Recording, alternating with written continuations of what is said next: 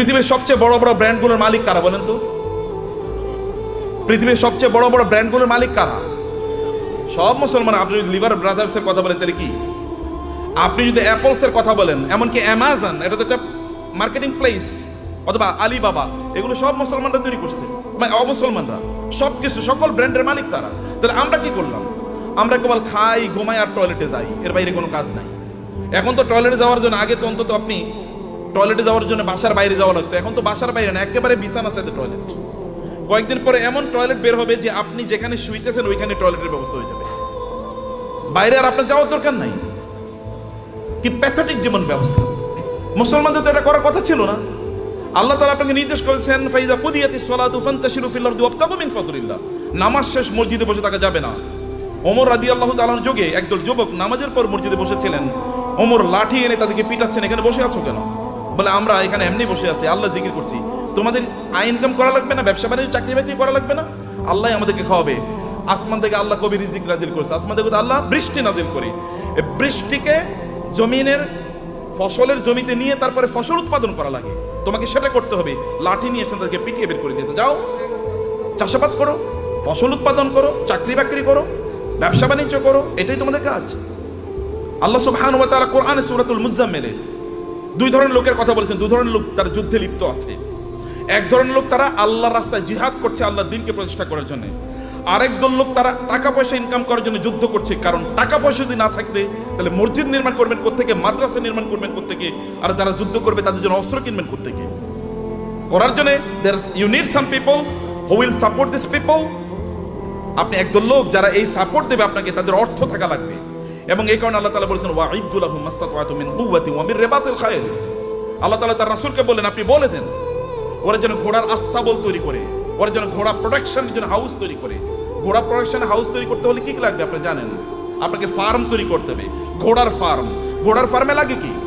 ঘোড়ার ফার্মে লাগবে তাহলে ঘোড়াকে প্রজনন করার জন্য একটা পদ্ধতি লাগবে, রিপ্রোডাকশন প্রসেস লাগবে, এবং ডাক্তার লাগবে, কারণ এখানে বিভিন্ন ধরনের রোগ তৈরি হবে, রোগের চিকিৎসা করার জন্য। আবার এগুলো কি খাবারের জন্য ব্যবস্থা লাগবে, এগুলো খাবার আসবে কোত্থেকে? আরেকটা ইন্ডাস্ট্রি তৈরি হবে, যেমন এখন ফিশ ইন্ডাস্ট্রি তৈরি হবে। আবার এগুলোকে বিক্রি করার জন্য বাজার তৈরি হবে, মার্কেট প্লেস, বিশাল মার্কেট প্লেস। এবং সেখানে আবার কি ক্রেতা লাগবে, বিক্রেতা লাগবে। সেখানে আপনার ট্রেডার লাগবে, যারা ট্রেডিং করবেন এরকম লোকেরা লাগবে, যারা উৎপাদন করবে তারা লাগবে। আবার এদেরকে লালন পালন করার জন্য এই ঘোড়াগুলো একদল প্রশিক্ষিত লোক লাগবে, যারা সার্ভিসম্যান, যারা সার্ভিস দেবেন। আবার এদেরকে মার্কেটে নিয়ে যাওয়ার জন্য একদল আপনার এজেন্ট লাগবে, অথবা আপনার যেমন এখানে এজেন্সি নিয়ে আপনার কাজ করছেন, এরকম আলাদা কিছু লোকেরা লাগবে যারা এগুলো নিয়ে যাবে এবং এগুলো তারা মার্কেট প্লেসে ব্যবহার করবে। ফলে আপনি যখনই আল্লাহ তাআলা বলেছেন যে আপনি ঘোড়ার আস্তাবল তৈরি করেন, ফার্ম তৈরি করেন, ফার্ম তৈরি করা মানে হচ্ছে বিশাল ইন্ডাস্ট্রি তৈরি করা। এবং এই ইন্ডাস্ট্রির কথা মুসলমানরা বুঝেছেন। প্রায় 1200 বছর জুড়ে, রাসূলের আগমনের পর থেকে শুরু করে 1200 বছর জুড়ে গোটা পৃথিবীর সকল প্রায় ইন্ডাস্ট্রির মালিক ছিল মুসলমানরা। অধিকাংশ ব্র্যান্ডের মালিক ছিল মুসলমানরা। কিন্তু আমরা যখন এই ব্র্যান্ড থেকে বের হয়ে গেলাম, যখন আমরা মনে করলাম আমরা ওই যে বৈরাগী জীবন যাপন করলাম, খ্রিস্টানদের মতো বৈরাগী জীবন যাপন করা শুরু করে দিলাম। না, আমি মাওলানা সাহেব, আমি ইমাম সাহেব, আমি কেবল আজান দেবো, আমারে যা পয়সা লোকেরা যা দান সাদাকা করে, এই দান সাদাকা খায় আমি বাঁচবো, এইরকম মানসিকতা যখন আমাদের তৈরি হয়ে গেল, আমি জাকাত খাবো, এইরকম মানসিকতা যখন তৈরি হয়ে গেল, তখন আমাদের কাছ থেকে চলে গিয়েছে অন্যদের কাছে নেতৃত্ব। পৃথিবী তারাই নেতৃত্ব প্রদান করে যাদের হাতে টাকা থাকে, এটা মনে রাখবেন। যাদের হাতে অর্থ থাকে তারাই পৃথিবী নিয়ন্ত্রণ করে। আমেরিকা কেন সুপার পাওয়ার? তাকে কেন ব্রিটিশরা সুপার পাওয়ার ছিল? কেন ফ্রান্স সুপার পাওয়ার? কেন ইউরোপ সুপার পাওয়ার? অথবা কেন এখন চায়না সুপার পাওয়ার হয়ে যাচ্ছে? কেন ইন্ডিয়া সুপার পাওয়ার হয়ে যাচ্ছে? আমরা কেন হতে পারছি না? It is only because we don't possess money, property. সম্পদ আমাদের কাছে নাই, টাকা আমাদের কাছে নাই। আমরা ভিক্ষা করলে ওদের কাছে ভিক্ষা করা লাগে। বাংলাদেশের উন্নয়নের জন্য টাকা আসে কোত্থেকে? আমেরিকা থেকে, ইউএস থেকে, অথবা ইউএসএইড দেবে, ইউএন দেবে, অথবা ওয়ার্ল্ড ব্যাংক দেবে ইত্যাদি। ওগুলো কি আমাদেরকে কি দেয়? সাদাকাই তো দেয়। জাকাত মানে জাকাত হতে পারে তারা দেয় না, তারা সাদাকা দেয়, তারা চ্যারিটি করে, তারা দান করে আমাদেরকে। আর দান করা হাত, এই হাতই গোটা পৃথিবী নিয়ন্ত্রণ করবে। যে হাত দান গ্রহণ করে, এই হাত পৃথিবী কোনোদিন নিয়ন্ত্রণ করতে পারে না। আল্লাহ সুবহানাহু ওয়া তাআলা কোরআনে উল্লেখ করেছেন যে আমরা যেন আকিমুস সালাতা আতুজ যাকাতা, নামাজ পড়ো, যাকাত খাও। বুঝেন না আপনারা এখনো? আল্লাহ কি বলেছেন? নামাজ পড়ো, যাকাত খাও, নাকি? কেন বুঝেন না? কথা বলছেন না কেন? আপনার এতগুলো লোক, কোনো আওয়াজ নেই। নামাজ পড়ো, যাকাত খাও, নামাজ পড়ো, তোর জাকাত কবে দেবেন আপনি? আপনাকে জাকাত দেওয়ার মতো সম্পদের মালিক হওয়া লাগবে। আল্লাহ বলেছেন বেরালাল, আপনি নামাজ পড়তেছেন, জাকাত দিতেছেন, আপনি তো পূর্ণ মুসলমানই হন না। এখন জাকাত দেওয়ার মতো প্রপার্টি অর্জন করতে হবে। কেন আপনি বসে থাকেন? আপনার অলসতা। আল্লাহ রাসূল আল্লাহর কাছে দোয়া করেছেন, আল্লাহুম্মা ইন্নী আউযু বিকা মিনাল হাম্মি ওয়াল হাযান ওয়া মিনাল আজজি ওয়াল কাসাল। হে আল্লাহ, আমি অক্ষম অথবা অলস, এই দুটা থেকে আল্লাহর কাছে তিনি আশ্রয় চেয়েছেন। আমি অক্ষম যে আমি আয় ইনকাম করতে পারি, আমি অলস, আমি ইনকাম করার জন্য বাস রাস্তায় বের হই না, আমি বাজারে যাই না, আমি প্রোডাকশন হাউস তৈরি করি না, অথবা আমি ট্রেডিং সেন্টার তৈরি করি না, আমি বৈশা থাকি আর খাই, এবং আমি তোমার কাছে মান্না সালোয়ার জন্য দোয়া করি, তুমি আমার জন্য মান্না সালোয়া পাঠাইও। এইরকম যেন আমি না হই। আমি যেন অ্যাক্টিভলি এঙ্গেজ থাকি সমাজে, আমি যেন কাজ করি সমাজে। আপনার নবী কি করেছেন? নবী হওয়ার আগেও তিনি বিজনেস করেছেন, নবী হওয়ার পরেও তিনি বিজনেস করেছেন। সাহাবাই কারামদের মধ্যে দেখেন, আবু বকর রাদিয়াল্লাহু তাআলা যখন তিনি খলিফা হিসেবে তাকে নির্ধারণ করা হয়, তিনাকে খলিফা তৈরি করা হয়, তিনি যাচ্ছেন মাথায় কাপড়ের পুটলি নিয়ে তিনি বাজারে যাচ্ছেন। ওমর বলেন, আপনি যাচ্ছেন কই? বলে, বাজারে যাচ্ছে, আমার সংসার চলা লাগবে না? তিনি খলিফা। এখন প্রেসিডেন্ট যদি অথবা প্রাইম মিনিস্টার যদি ব্যবসা করে, আপনার বলবেন হে তো ওইদিকে ব্যবসাও করে। কেন প্রাইম মিনিস্টার ব্যবসা করবে না? কেন প্রেসিডেন্ট কেন ব্যবসা করবে না? মন্ত্রী কেন ব্যবসা করবে না? করবে। ব্যবসা তো আমাদেরই করা উচিত, কারণ আমরা inherently by born, by virtue of our identity, আমরা মুসলিম হওয়ার কারণে, কোরআন ধারক এবং বাহক হওয়ার কারণে আমাদেরকে বিজনেস করা লাগবে। আমাদেরকে সম্পদ উপার্জনের করার জন্য আমাদেরকে এই পদ্ধতি আবিষ্কার করা লাগবে আমাদেরকে, সম্মানিত ভাইয়েরা। কিন্তু এটা হলো একটা দিক। কিন্তু এই সম্পদ যেন আমাকে কারুনের মতো না বানিয়ে ফেলায়। সম্পদ যেন কি না করে কারণে যদি, তাহলে এক নম্বর কথা হচ্ছে আপনি নামাজও পড়বেন না, জাকাতও দেবেন। এখন থেকে আপনাকে সিদ্ধান্ত নিতে হবে যে এই রমাদান থেকে আপনি জাকাত দিতে পারবেন, এরকম চেষ্টা আপনি শুরু করবেন ইনশাআল্লাহ। নাকি বলেন ভাই? আপনার এলাকায় আপনি সবচেয়ে বড় ধনী হন, সমস্যা কি? সম্পদ উপার্জন করা হারাম নাকি? সম্পদ উপার্জন করা হারাম? নো, সম্পদ উপার্জন করা তো ফরজ। ইনকাম করা ফরজ, ইনকাম করা ফরজ। ইসলাম প্রচারে সবচেয়ে বেশি অবদান কার ছিল? আবু বকর।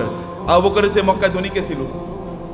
ইসলাম প্রচারের ক্ষেত্রে সবচেয়ে বেশি অবদান ছিল খাদিজাতুল কুবরা রাদিয়াল্লাহু তাআলা আনহার।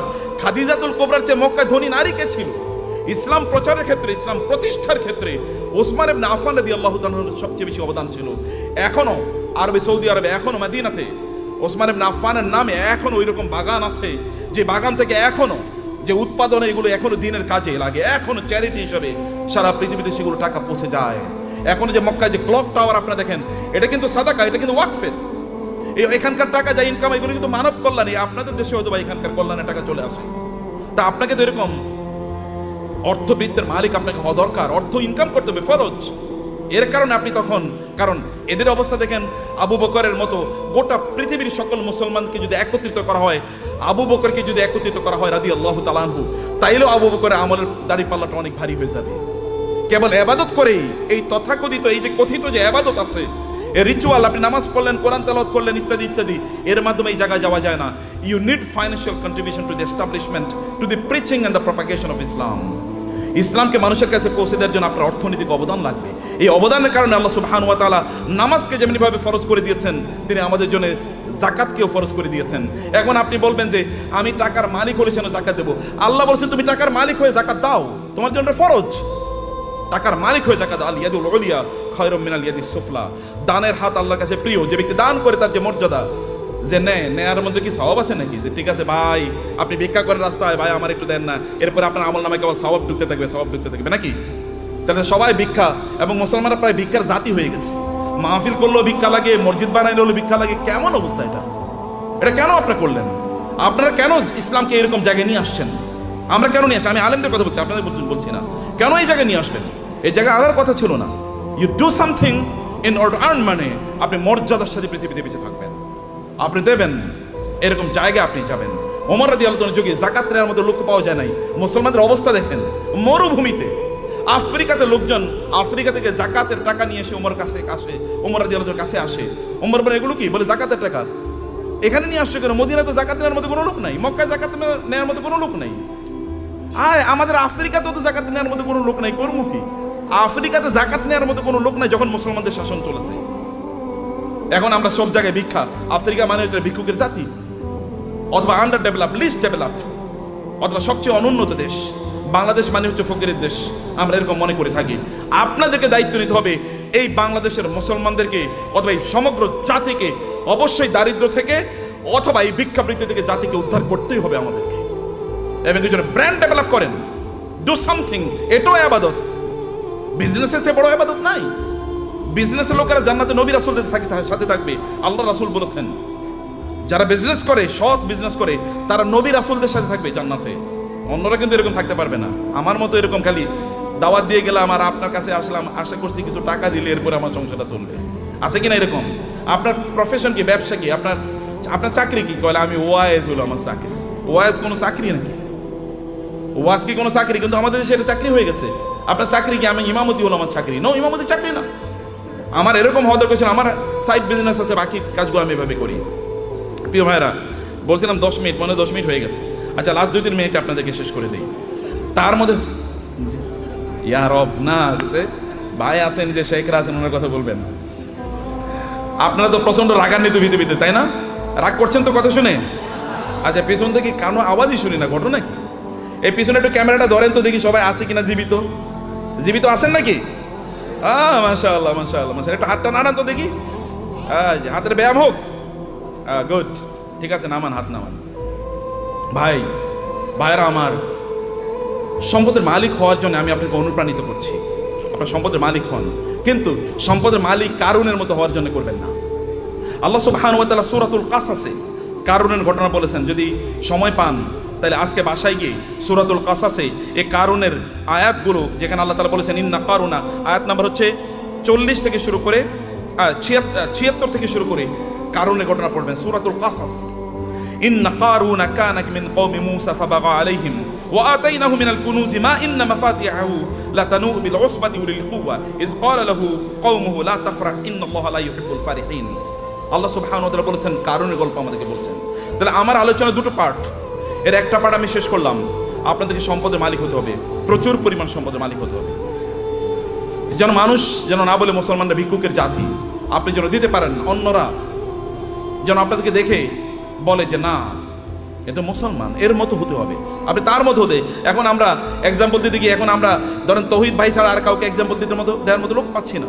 মানে যারা দ্বীন প্র্যাকটিস করে, আবার অনেক সম্পদের তারা প্রবাহ তৈরি করেছে সমাজে, নিজেই কেবল সম্পদের মালিক হয় না, সম্পদের মালিক বানানোর রাস্তা তৈরি করে দিয়েছে।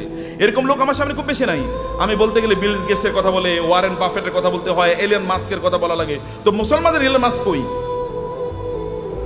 মুসলমানদের যদি আপনি দেখেন, বিভিন্ন আরবের যে সকল শেখরা আছে, যে আরবের রাজা বাদশারা, কেবল ওদের নাম শুনলেই শোনা যায় ওই দেশে তার বিশাল একটা কি আছে, একটা রেস্ট হাউস আছে, ওইখানে ওই সমুদ্রের তীরে তার বিশাল একটা বাংলো আছে, হাবিজাবি ইত্যাদি ছাড়া আর কিছুই আলোচনা শুনি না। আর যখন আপনি এলন মাস্কের কথা শোনেন, তখন আপনি শোনেন যে ওই যে ইয়ের দেশে, চাঁদের দেশে এখন জায়গা বেচতেছে, জায়গা বিক্রি করতেছে, ওইখানে কি করে। অথবা বাংলাদেশে তার স্টারলিংক আসবে, গ্রাম অঞ্চলে সুপার স্পিডে আপনি ইন্টারনেট পাবেন। অথবা টেসলার মাধ্যমে এমন গাড়ি তৈরি করছে, ওখানে কোনো কি লাগবে না, ড্রাইভার লাগবে না। এরকম একটা কথা বলেন তো আপনি মুসলমানদের, এটা কেমন জাতি? 300 কোটি মুসলমান বলা হয়, অথবা কমপক্ষে তো 200 কোটি। গোটা পৃথিবীতে মানুষ 800 কোটি, এর মধ্যে প্রায় 250 কোটি মুসলমান। 250 কোটি মুসলমান একটা টেসলার মতো জিনিস তৈরি করতে পারলো না, একটা আইফোনের মতো প্রোডাক্ট তার নাই।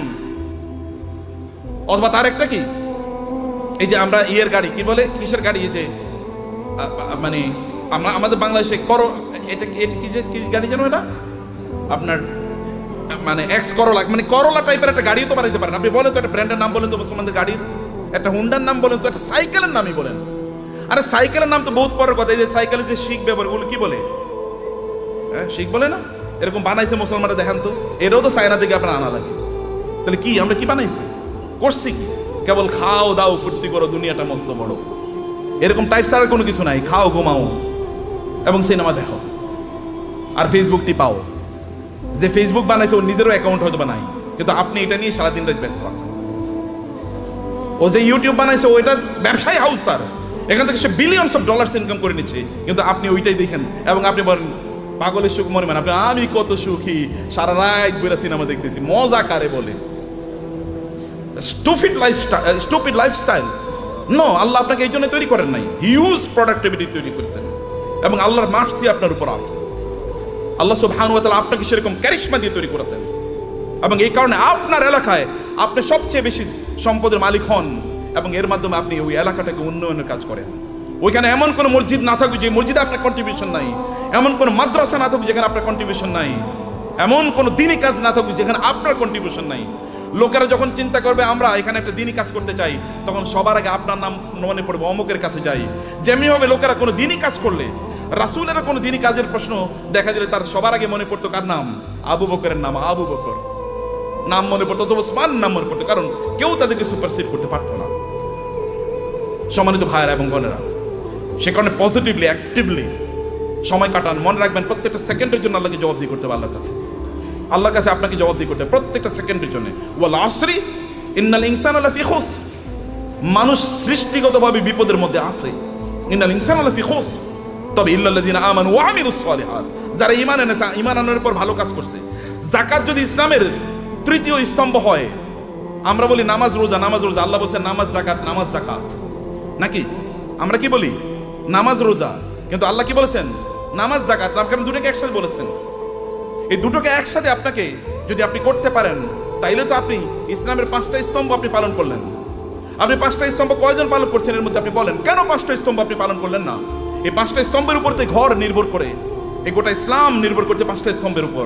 আপনি কেন হজ করতে পারলেন না? আপনি কেন জাকাত দিতে পারলেন না? এই দুটো তো ইসলামের স্তম্ভ। আপনি কেবল নামাজ পড়িয়ে তেলে জান্নাতুল ফেরদাউসে চলে যেতে পারবেন নাকি? নো, অসম্ভব। সবগুলো একসাথে করে আপনি এমন একটা বিল্ডিং বানালেন একটা ইয়ের উপর, পিলারের উপর। এই বিল্ডিং কি পৃথিবীর সবচেয়ে স্থায়ী বিল্ডিং হবে? পিলার একটা মাত্র, যে কোনো সময় ধসে পড়ে যেতে পারে। শুধু নামাজের উপর নির্ভর করলেন, যে কোনো সময় ধসে পড়ে যেতে পারে। অতএব সবগুলোর উপর আপনার দিনকে প্রতিষ্ঠিত করা লাগবে। বুনিয়াল ইসলাম আলা খামসিন, শাহাদাতি আল্লাহ ইলাহা ইল্লাল্লাহ থেকে ওয়া হাজ্জিল বাইতি মান ইসতাতা ইলাইহি সাবিলা, সামর্থ্য অর্জন করা লাগবে আপনার, এবং অন্যরা আপনাকে দেখে শিখুক যে না এইরকম জীবনযাপন করা লাগে।